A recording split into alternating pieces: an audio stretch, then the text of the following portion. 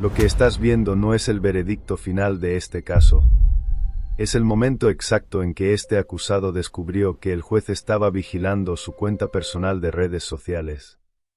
En tiempo real. Volvamos al principio.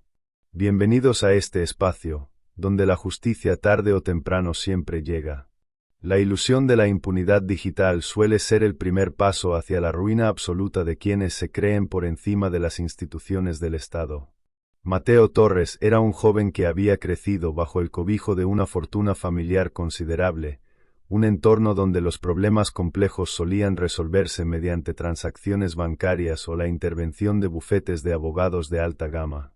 Para él, las normas jurídicas y los reglamentos de convivencia eran simples sugerencias destinadas a la población común, nunca barreras reales para sus deseos personales.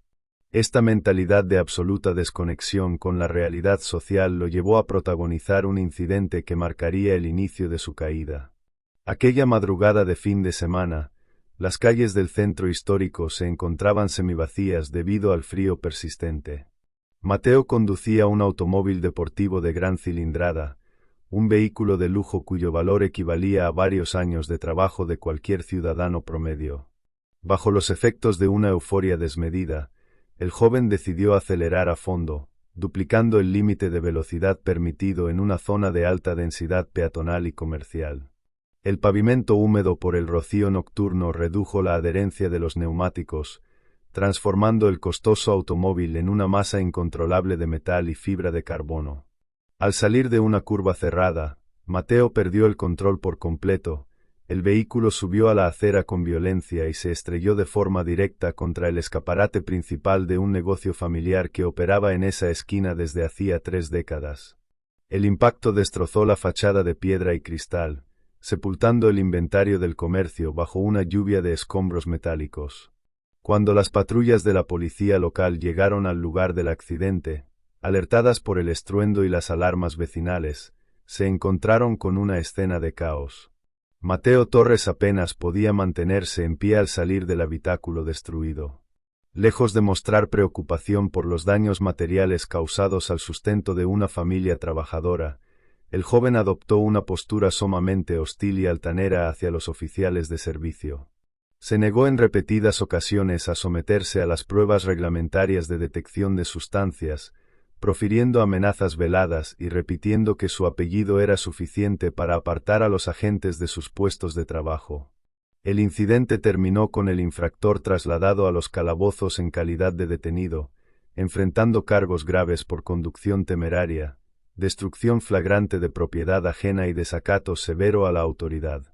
2 días después de pasar por el proceso de reseña policial, Mateo compareció ante el Tribunal de Distrito para la audiencia inicial de imputación de cargos. El magistrado asignado para presidir el control legal era el juez Alejandro Sanz, un funcionario judicial de larga trayectoria, respetado por su frialdad institucional y su absoluta intolerancia ante la prepotencia de los litigantes poderosos.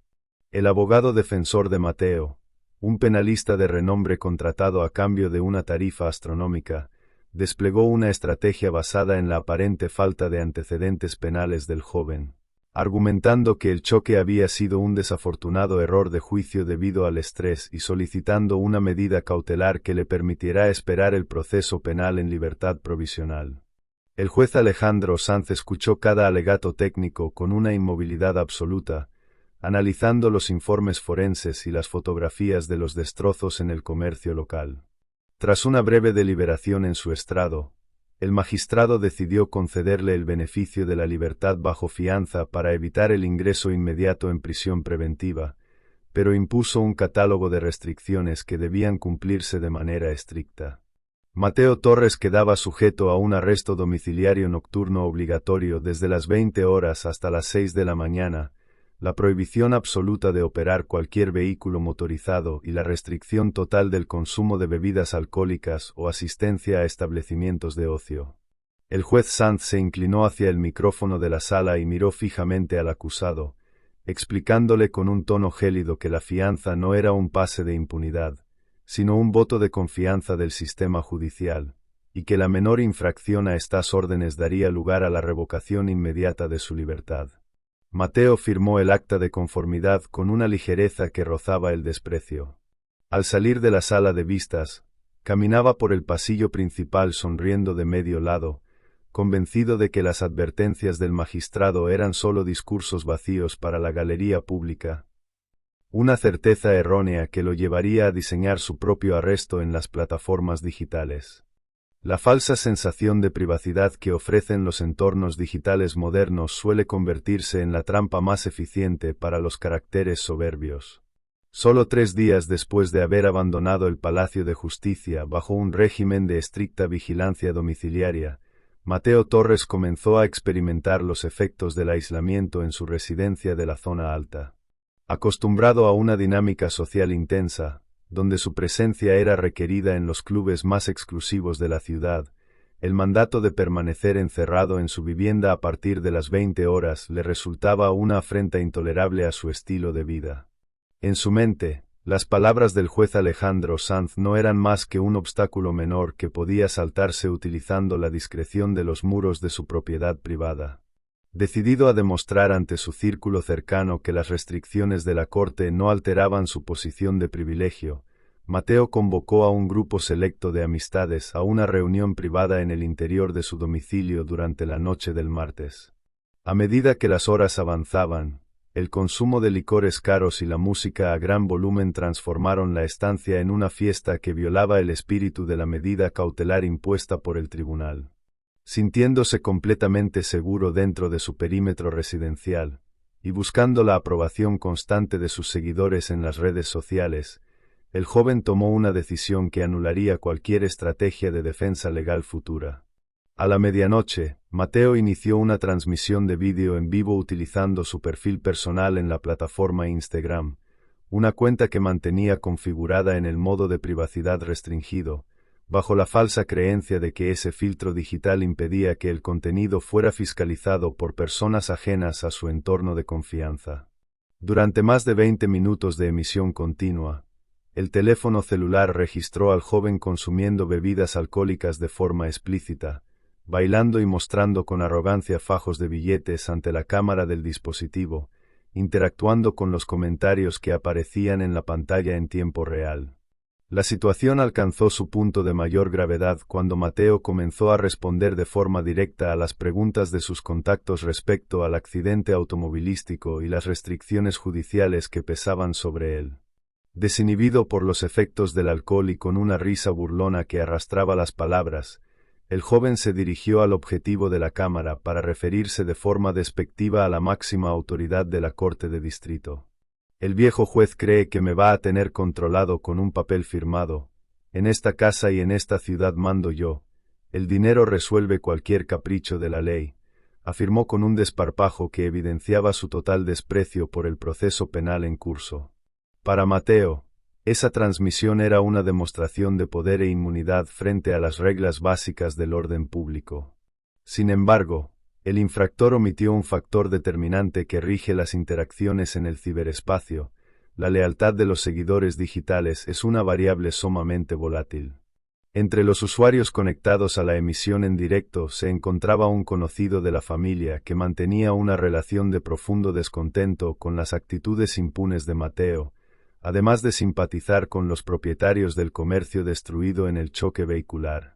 Al presenciar la burla explícita hacia el magistrado y la violación flagrante de la prohibición de consumir alcohol, este usuario activó de forma silenciosa la función de grabación de pantalla de su propio dispositivo terminal. Registró cada segundo del monólogo de Mateo, capturando el audio nítido de sus insultos y la imagen clara de las botellas de licor que sostenía en la mano.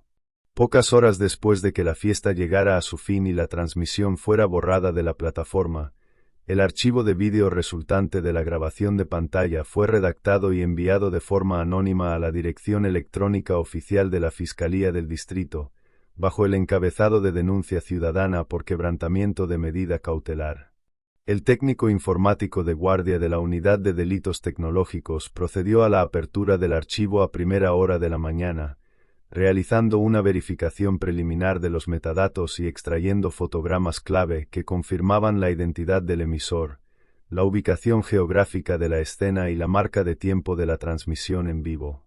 El informe técnico fue calificado con la etiqueta de urgencia procesal y remitido de forma directa al despacho del fiscal encargado del caso, invalidando en la sombra cualquier intento de Mateo por negar lo ocurrido en el interior de su residencia, preparando un escenario de confrontación inmediata en el lugar donde la soberbia digital no tiene ningún valor legal. La mañana del miércoles se presentó con un cielo encapotado que arrojaba una luz mortecina sobre las escalinatas de piedra del Tribunal de Distrito. Mateo Torres acudió a la sede judicial para asistir a una comparecencia de control rutinaria, una revisión de firmas que su abogado le había asegurado que se resolvería en menos de 15 minutos antes de poder marcharse a almorzar. El joven vestía un traje de corte impecable, caminaba con paso tranquilo por el pasillo de la segunda planta y conversaba en voz baja con su representante legal, manteniendo la misma postura de absoluta tranquilidad que lo había caracterizado desde el inicio del procedimiento penal.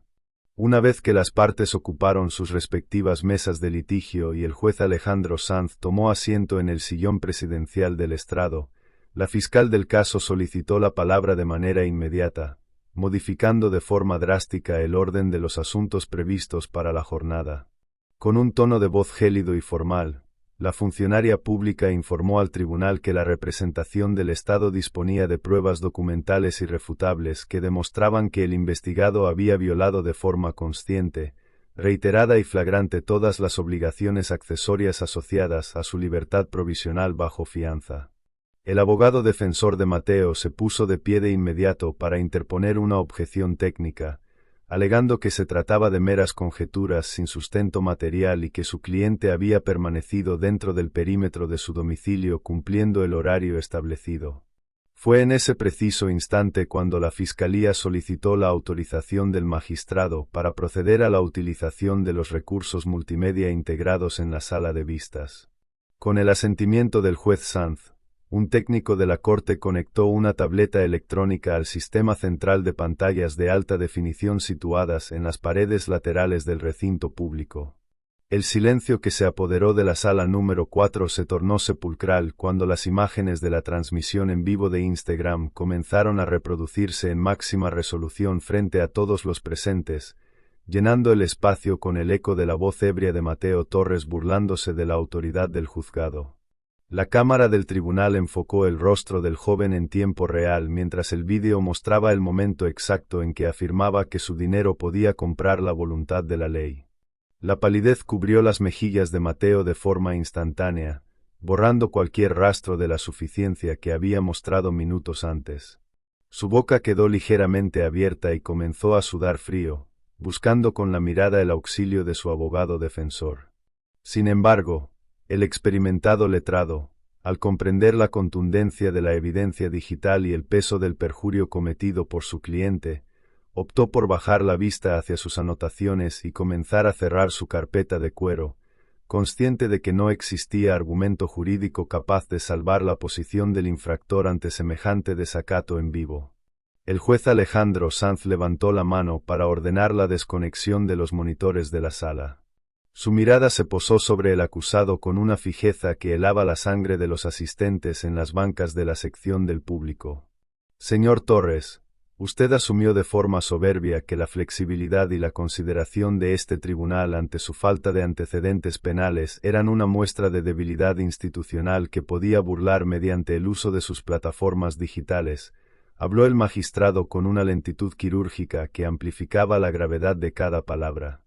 Ha descubierto por las malas que el espacio digital es público y que la justicia de este país no se detiene ante los filtros de una red social ni ante los privilegios económicos de su apellido. Su conducta constituye un desprecio absoluto al ordenamiento jurídico y un riesgo manifiesto de obstrucción al proceso. En consecuencia, su libertad provisional queda revocada de forma total en este mismo acto. El magistrado tomó el mazo de madera y lo descargó con una fuerza inusual contra la base del estrado, un sonido seco que decretó el fin de la impunidad de Mateo Torres. Queda bajo custodia penal obligatoria de forma inmediata hasta la celebración del juicio definitivo por sus delitos iniciales. Antes de que el joven pudiera articular una sola palabra de disculpa o reaccionar ante el cambio de su situación legal, Dos alguaciles de la corte que se encontraban posicionados estratégicamente detrás de la mesa de la defensa actuaron con movimientos coordinados y rápidos. Le sujetaron los brazos por la espalda, limitando cualquier intento de resistencia. Le colocaron las esposas metálicas en las muñecas con un chasquido rotundo y lo condujeron con paso firme hacia la puerta de seguridad lateral que comunicaba de forma directa con los calabozos de custodia del subsuelo del edificio público. La vanidad digital y la arrogancia de clase habían destruido su libertad en el transcurso de una sola audiencia de control. Se levanta la sesión del tribunal por el día de hoy. ¿Qué hubieras hecho tú en el lugar del juez Alejandro Sanz al descubrir que el investigado utilizaba sus redes sociales para burlarse de las condiciones de su fianza en la intimidad de su residencia? Déjanos tu opinión y tu veredicto detallado en la sección de comentarios situada en la parte inferior del vídeo para formar parte de este debate sobre la ley y el entorno digital. Si deseas continuar analizando crónicas documentales donde la justicia real pone fin a la impunidad de los caracteres soberbios, no olvides suscribirte a este canal de investigación de forma inmediata para mantenerte al tanto de cada nuevo expediente de nuestro catálogo exclusivo. Agradecemos profundamente tu atención y tu permanencia durante toda la sesión informativa de esta jornada.